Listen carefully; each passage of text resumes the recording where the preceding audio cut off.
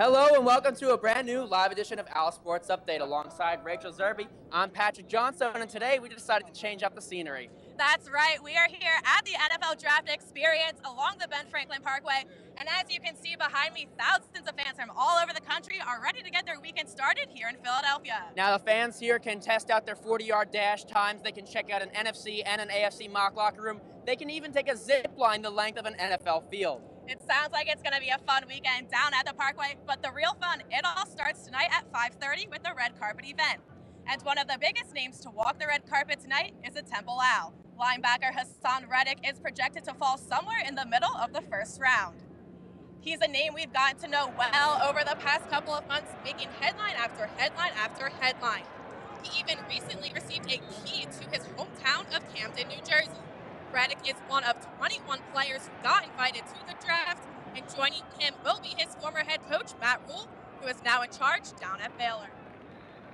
Now let's take a look at the Temple players who might hear their names called this weekend. The big name, of course, is Reddick. Currently, he's being projected as a first-round pick and could go as high as the top 15. According to CBS Sports, he's the 13th overall prospect and the #1 overall outside linebacker. Not bad for a former walk-on. Dion Dawkins is another guy who could find himself going on the first night. He's being projected as a second rounder, but could sneak his way into round 1. He's ranked as the 4th best offensive tackle. The only other Owl being projected as a draft pick is cornerback Nate Hairston. He's projected in the 7th, which is where Tyler Matakevich went just a year ago. Philip Walker, Jahad Thomas, Ramon DeLoach, Nate L. Smith, and Praise Martin Aguique are all hoping to get taken in the draft, but if they don't hear their names called, don't be surprised if some of them get scooped up as undrafted free agents.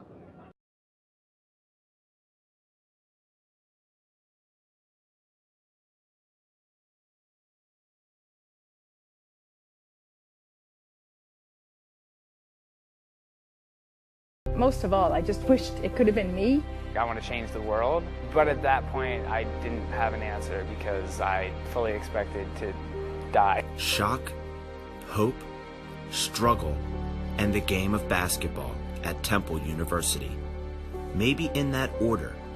It's the best way to describe the last few years for Marcus Forst.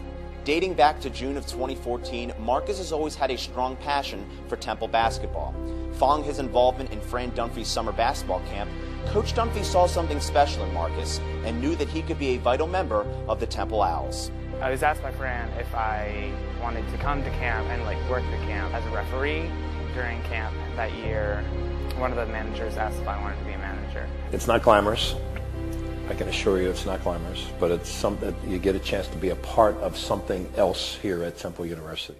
I've been having trouble breathing for about a week, and I'd taken my allergy medicine and it hadn't gotten better, which was different than usual. So I went to the ER, I got into the room, and the doctor came in and said, "Oh yeah, you have a giant tumor around your heart." Marcus was diagnosed with T-cell lymphoblastic lymphoma, a rare form of cancer where white blood cells become abnormal and grow uncontrollably. This left Marcus with a tumor the size of a baseball glove pushing on his heart. I got a text from him that said, "I'm going to be here a while. They found a mass tumor on my heart." And it was just like, I stood up and I couldn't even fold up my chair. Marcus entered into an intensive chemo treatment plan at Fox Chase Cancer Center in Philadelphia. The treatment targeted the specific roots of the cancer. You're on tons of steroids, you have 100 milligrams of prednisone a day, so you bloat like crazy. You can't sleep at all. The amazing thing is that Marcus is so positive.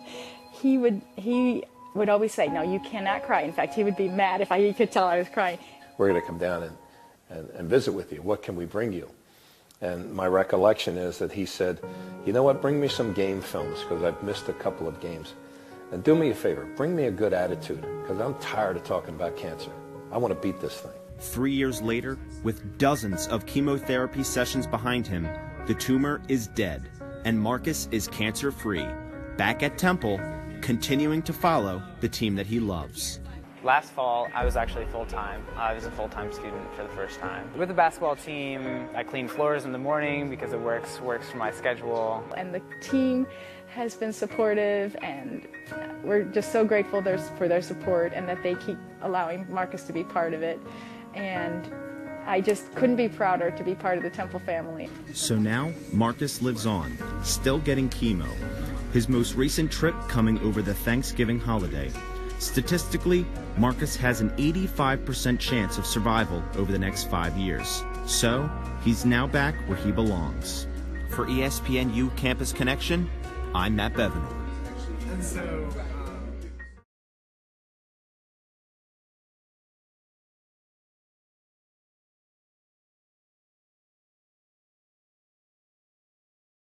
Hey, what's up? Hello. Welcome to this brand new live edition of Owl Sports Update. To my right, of course, is Patrick Johnstone, and I'm Rachel Zerby. And boy, do we have a fun show today. That's right. We have football players playing football and football players playing basketball. We'll explain that a little bit later, but let's start with some thrilling lacrosse, overtime style.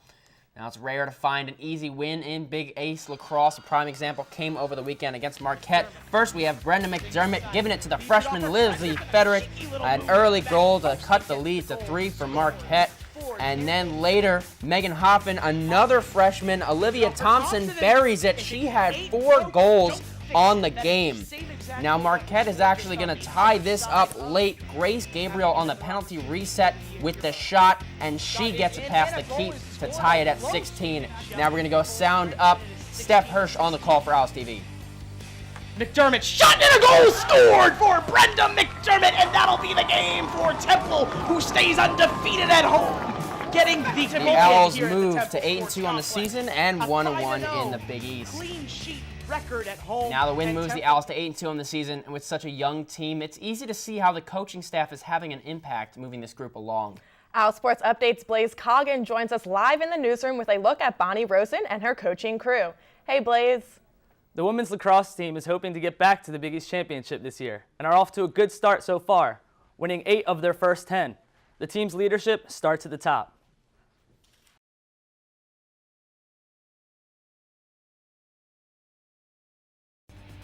Huskies, Bulls, Mustangs, oh my. North Broad Street was a zoo for both the men and women's basketball teams, and one score left one team hungry for a retrial. All rise because court's in session.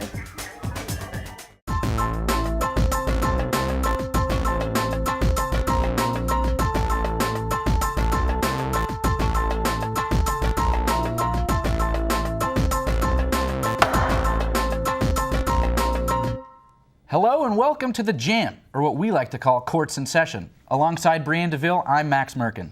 It's officially February, which means we're so much closer to the NCAA tournament. Do the Owls still have a chance to make a run? Let's take a look at what happened this past weekend to see if the odds are ever in their favor.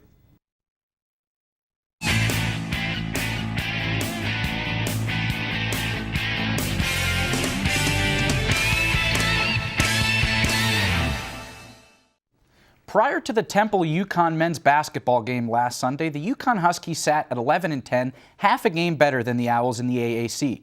Normally, the narrative surrounding the game would be the underwhelming performance from both teams up to this point. However, last Friday, news broke that the UConn men's basketball program was the target of an NCAA investigation for possible recruiting violations. Just 48 hours later, the team boarded a bus for Philadelphia. How's that for pressure?